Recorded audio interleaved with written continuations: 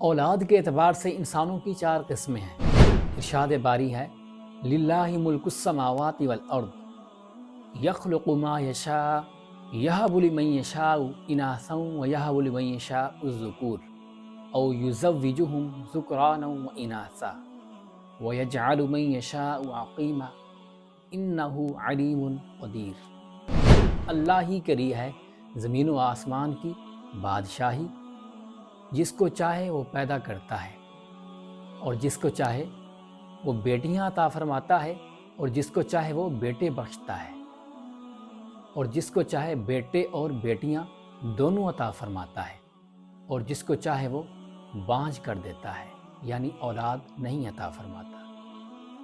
بے شک اللہ تعالی جاننے والا، قدرت رکھنے والا ہے۔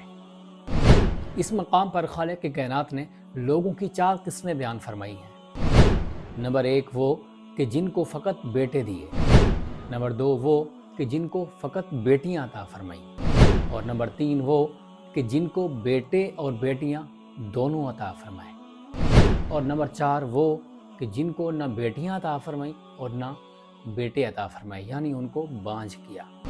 لوگوں کے درمیان یہ فرق اور تفاوت اللہ تعالیٰ کی قدرت کی نشانیوں میں سے ہے۔ اس تفاوت الہی کو کوئی طاقت بدلنے پر قادر نہیں ہے، اور یہ تقسیم اولاد کے اعتبار سے ہے۔